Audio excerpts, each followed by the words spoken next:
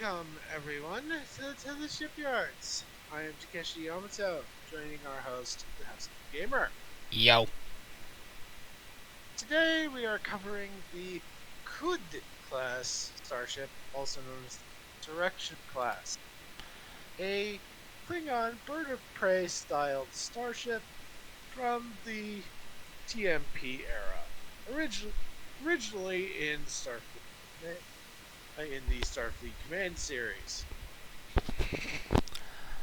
It was later utilized in Klingon Academy, shortly before Interplay went bye-bye. Ah, that explains why Activision SFC, picked up the series for SFC3.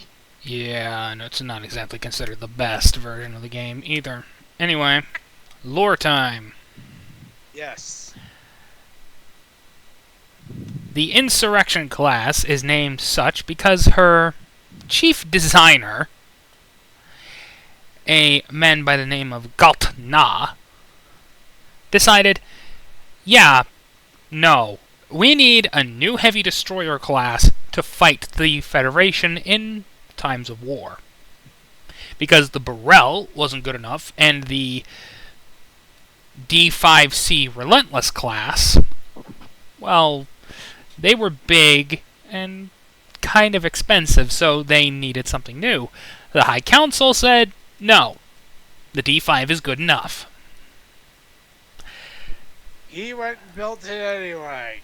Actually, he programmed it into a simulation and went, not gonna need anything else but the D5, huh? The High Council was not impressed by his actions, but they were impressed by the ship. Ergo, it earned the moniker Insurrection-Class, QuD, in Klingon. Yeah. The QuD class is basically an upsized Burrell in everything but, well, name. Yeah. 4 disruptor cannons, a single photon torpedo launcher in the nose, and I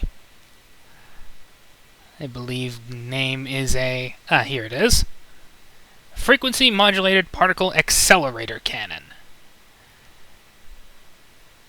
FMPA. That sounds like a very technobabble way of saying railgun. No.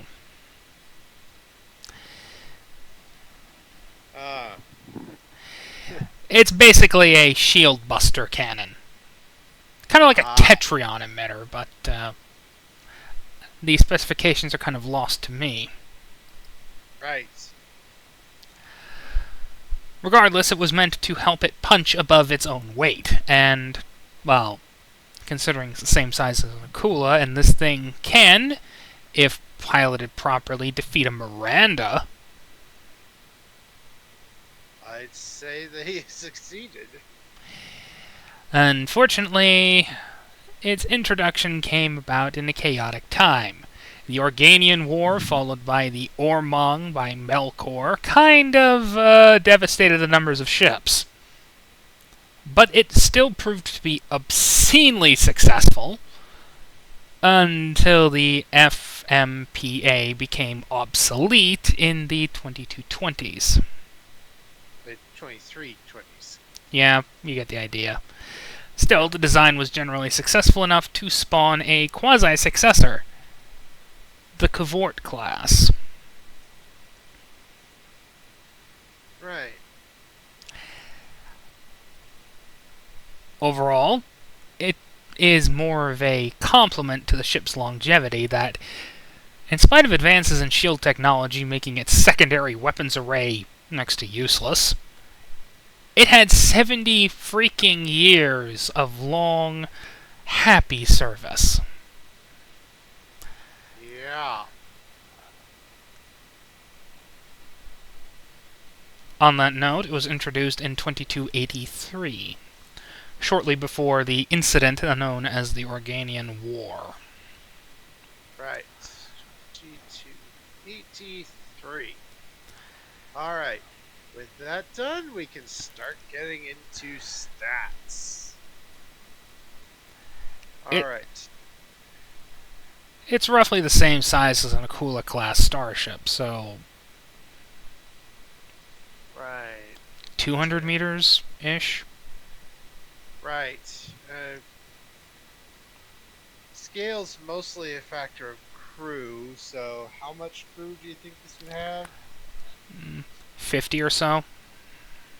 50 or so. Okay. So, I mean, it's got more than a Burrell, that's for sure.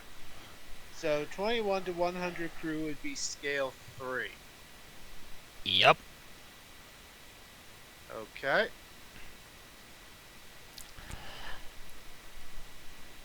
So, 48 points from the service year, subtract 1 from the scale, gives us 47 points to work with. This is a tactical boat. Right. And that said, the FPMA is gonna require a little bit of science because Yeah. So for system points, I'd say 9 points in weapons. 9 points in weapons. Let's see. Let's see. it's Well, still a nippy little boat. So, yeah. We'll start with 7 and everything else. That's 42 points. And we have 5 more points. Weapons up to 9. 3 left. Engines 9. Yeah.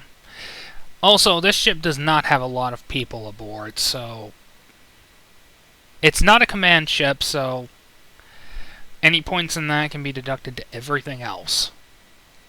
Right.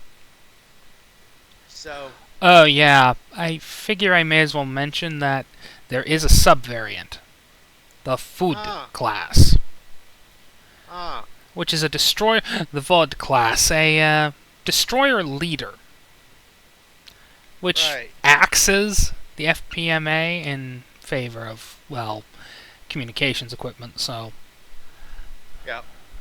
So currently we have comms 7, computers 7, engines 9, sensors 7, structure 7, weapons 9. One more point to add, then we can make further adjustments if we need I have no bloody idea. them. I'll put it into sensors for now. Armaments are rather obvious: 4 disruptor cannons and a single torpedo launcher. Yep. Departments. And We'll the put FP and the FMPA, but I think that's more of a special role than anything else. Yep. We will do. Let's see. So for departments, we will put a point in security and a point in science. Though that point in science would most likely go to command for the VOD class. Yeah, we have one more point, one more department point to give this thing.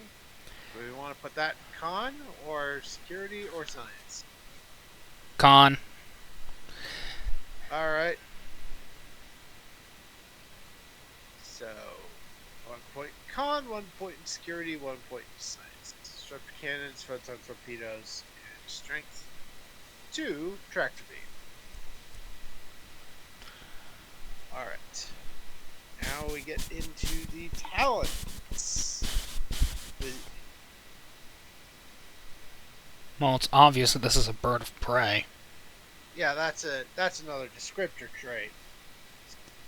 Talents are like improved impulse drives, improved warp drives, etc., etc. Basically, these give it special. The talents are like regular abilities instead of special rules.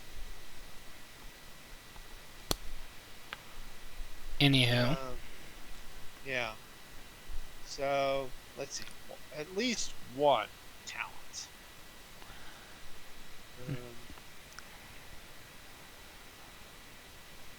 Fast targeting systems, perhaps? It's a bird of prey. Of course, it's going to need that. Alright.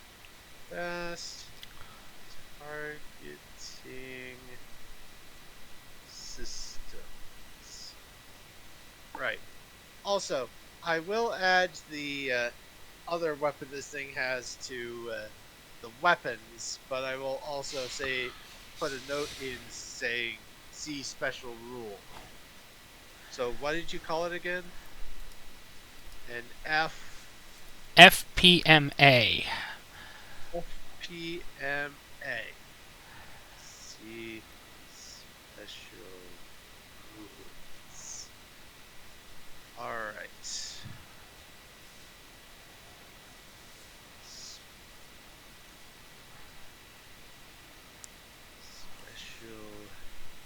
rules.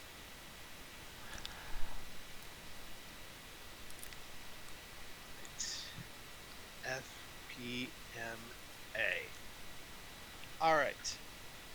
So, getting into this, we're going to need to use some form of energy weapon as a baseline for this thing.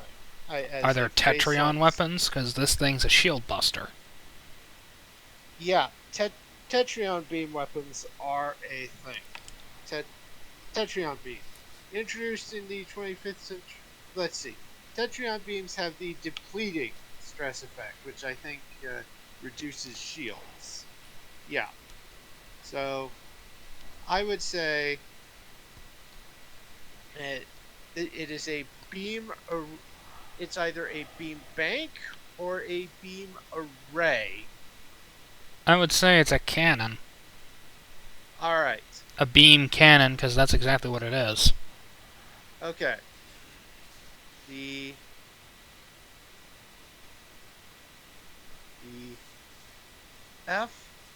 FPMA weapon has the same stats as a Tetrion cannon system.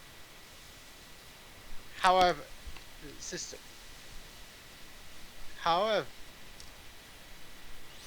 this weapon affects shields only, meaning a ship does not suffer. A ship targeted by this weapon does not suffer a breach under standard breach inflicting conditions. To clarify that for Ron and for our viewers who might not know STA, if an attack manages to deal 5 stress damage to the enemy ship, the enemy ship suffers. The target ship suffers a breach, such as a direct hit to a system or the hull or something, and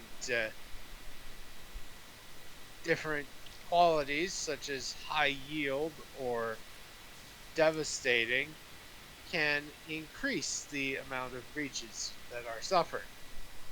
And there are other ways a weapon can inflict breaches.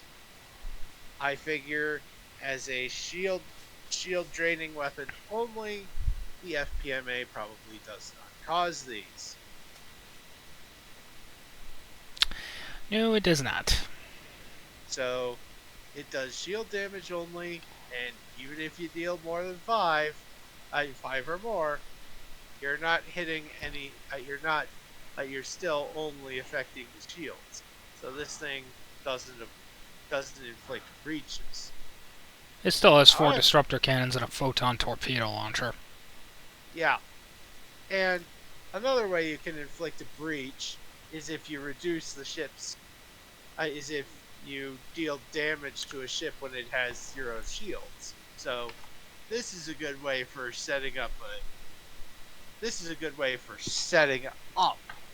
for a ship for a more damaging hit with a different weapon, which could cause multiple breaches at once. Anywho, moving on. Yes, I believe that is pretty much it. I gave it the descriptor traits of Klingon starship and bird of prey. Because look at the damn thing. Yeah, So yeah, the QuD class. yes, a very interesting looking starship. I only wish it was actually an STO. Agreed. Because, As with all. I mean, look at this thing! Yeah. Yeah, it is very nice and would definitely be nice to see a more modern looking version, a more detailed model in STO. If Mr. Barone can get to work on that. Yes, you have carte blanche, and you've already done it for at least two ships from STO, FFC. So why don't you not? so kindly round out the fleet, why don't you? Yeah, and also again for STA has a very interesting description of why bird of prey ships have We already wind. know this, Take. Yeah, I know. I just wanted to bring it up again because, well, I definitely think the warp wing idea is it makes sense and it makes sense and I like it. Bye.